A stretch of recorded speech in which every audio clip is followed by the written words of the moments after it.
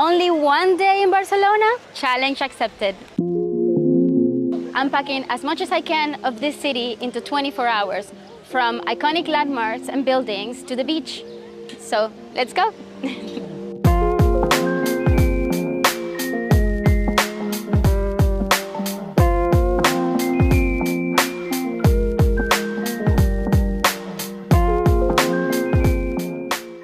All right, so we are in our first spot. This is La Sagrada Familia. This is one of the most visited church in the whole world, with over 4.83 million people only in 2024. That's crazy, so many people. Also, this is one of Spain's most visited monuments, even more than Camp Nou or Park Güell here in Barcelona. So it was built by Gaudí. He actually took over another architect and he started building it in 1883. And obviously it's still under construction. It's expected to be finished by 2026, but they don't know yet. All right, so I found this great spot to explain you a bit more about the Sagrada Familia. It was designed by Antonio Gaudí. Antonio Gaudí is an icon in modernism. Modernism was born here in Barcelona. And actually he died very tragically, I would say, hit by a tram here in the city. So he died in 1926. So we're talking about he dedicated his whole life, 40 years of his life, to this place. This place actually looks like it was built by aliens, if you ask me. I think there's so many little things that you can find. There's a lot of geometry. There's a lot of religious symbolism in this place. But I think it's quite impressive. I visited Barcelona so many times. It never stops surprising you, honestly. So since Gaudí's death, this place has been under construction for the last 140 years. This means 9 generations of architects have been helping to finish this monument. Also, it's completely funded by donations. So it's been built completely by people just donating money to it, which is quite impressive. Also, the other side, we're gonna see it in a minute, I'm gonna show you, it's completely different because it's the new part of the Sagrada Familia. We're not gonna go inside this time. Hopefully, we're gonna do another video and we can show you more. Cool, let's go.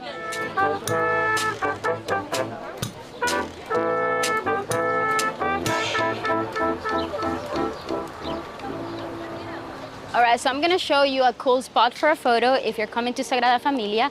I've come to Barcelona so many times. That's why I know this spot. It tends to be quite crowded and maybe you have to queue a little bit, but I think it's worth it, especially if you're coming and want a unique photo. So let's go.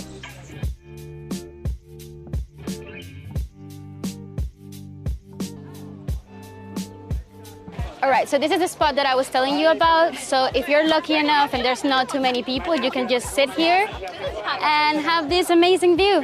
People are queuing, so I have to just stand up and go. But there you go, this is a good spot for a photo. Okay, so we're going around because the thing about Sagrada Familia is occupies a full square.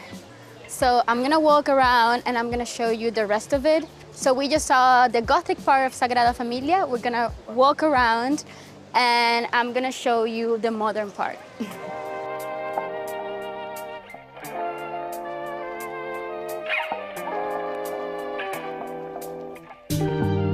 So as you can see, this side is way more lighter than the other, because I said the other side is the Gothic side. And this one, you can see that the lines are more clean, it's lighter. Also, like the sculptures are a different type, but also they look quite depressed.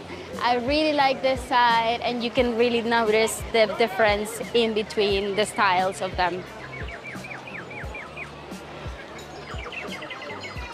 Now we have the bus here, and I wanted to show you Sagrada Familia. As I said, this is a very crowded place, so make sure you're coming, if you're going in, to book your tickets. But now we are gonna go to our next spot. We're gonna go to Passeig de Gràcia, and I'm gonna show you other of Gaudí's buildings.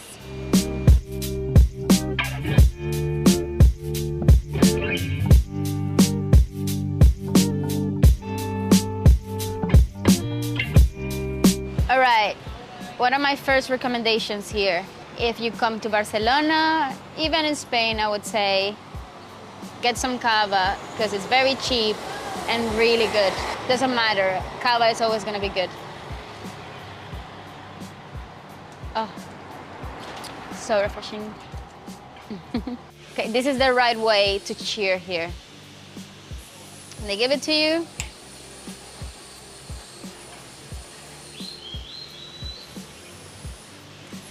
Salud.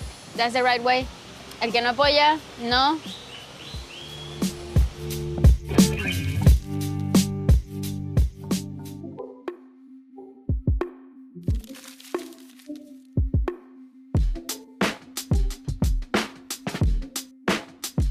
So our next stop on this Barcelona day, it's Passeig de Gràcia. It's this main road that you're seeing behind me.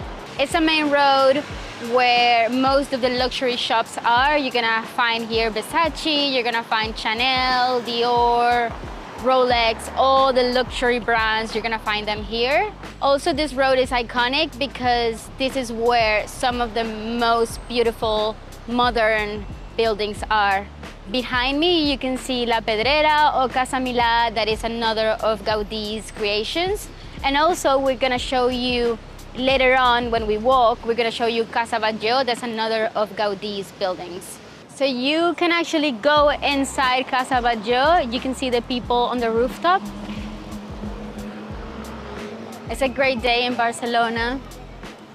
This is probably one of my favorite times to come here, spring, early summer.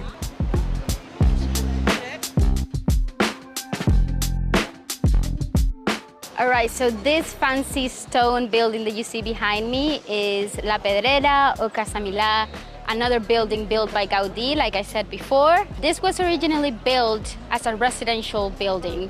So it was for a rich couple back in the early 1900s. And something curious about it is like the inside doesn't have any walls.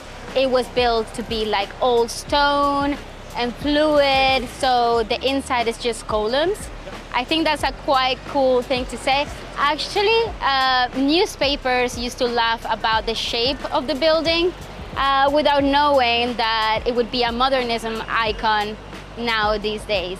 There's no straight lines in this building. It's all fluid and curves in the stone. And actually, when you see the chimneys up, it kind of looks like Star Wars. Some people say that George Lucas was inspired by this place. Also, there's another building built by Gaudí that we're gonna walk now.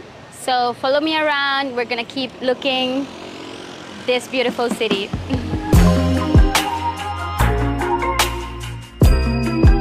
All right, so now down the road, you're gonna find this beautiful building behind me. It's called Casa Batlló.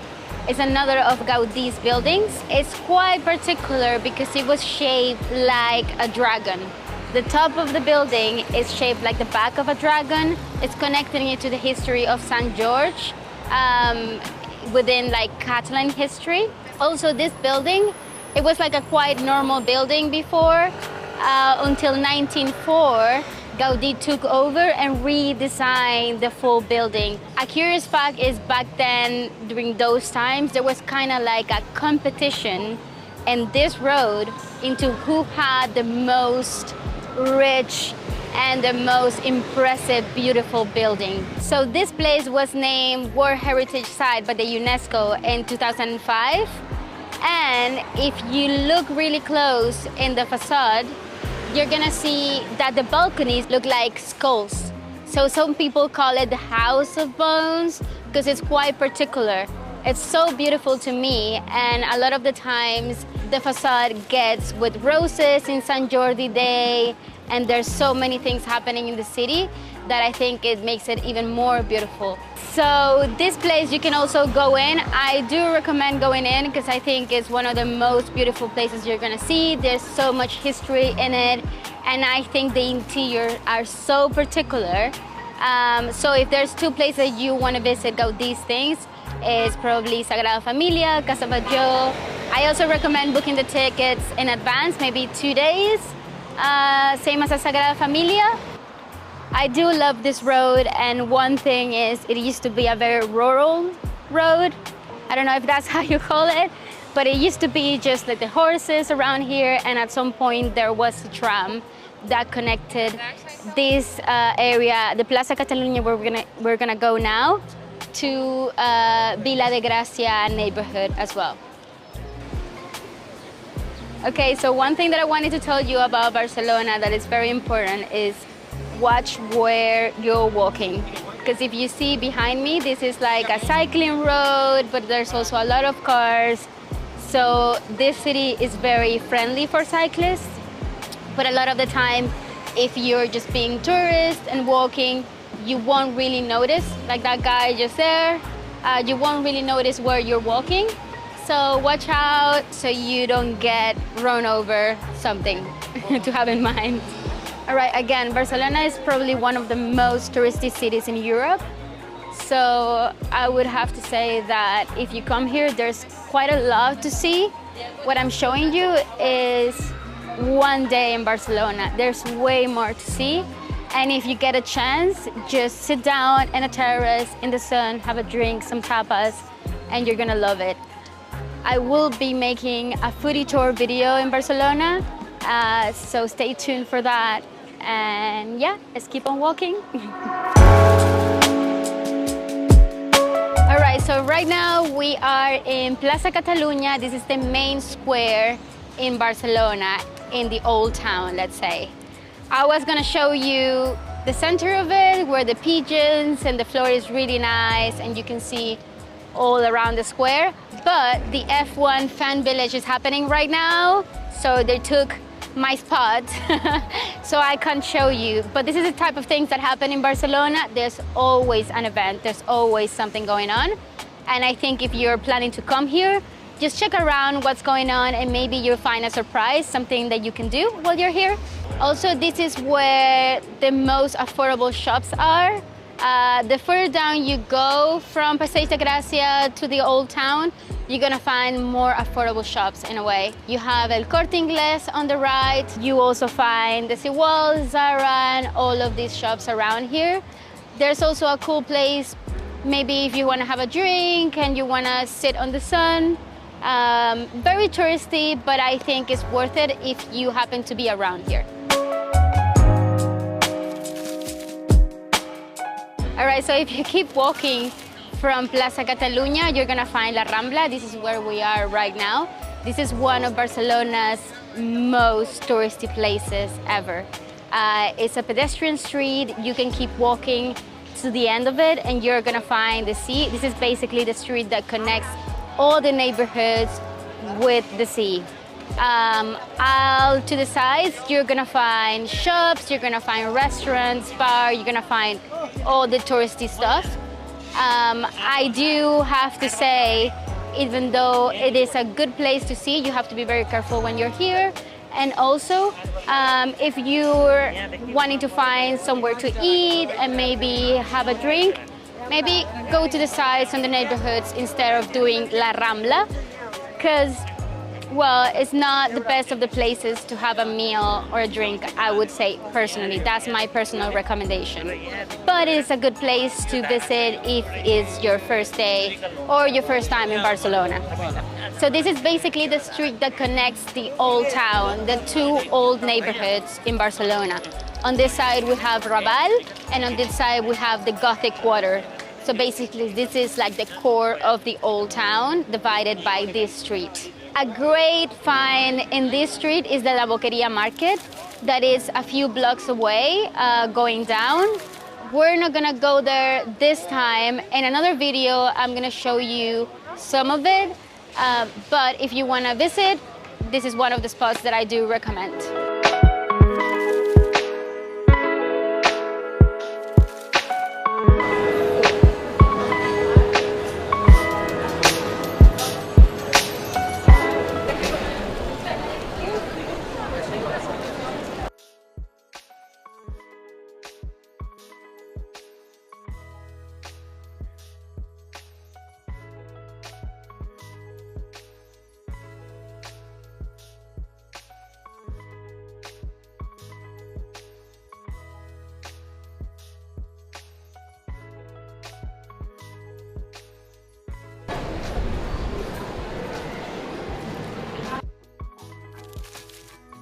So if you keep going down La Rambla, you're gonna see the Plaza Real that I showed you before, and now you're gonna find this plaza. This is Plaza San Jaume. This is where the political decisions happens here in Barcelona. In the back, you have Palau de la Generalitat, which is the seat of the Catalan government. And then here on the right, you have the Ajuntament de Barcelona. It's the city hall. So if there's a protest happening in Barcelona, there's a big chance that it happens in this plaza.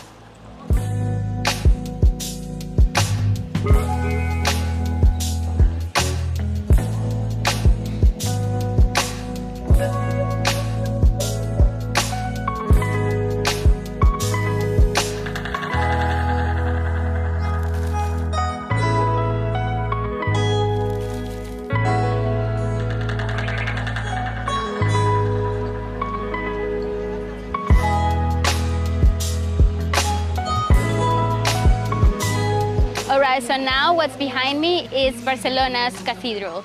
This is the original one, way before Gaudí came into the pictures. This is the original Gothic one.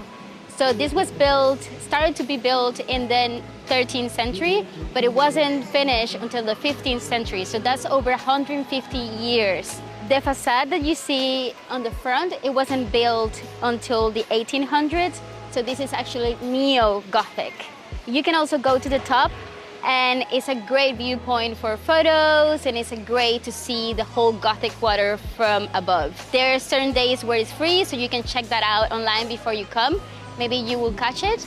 And yeah, I actually have never been inside, but maybe next time. Un golpe de pasión.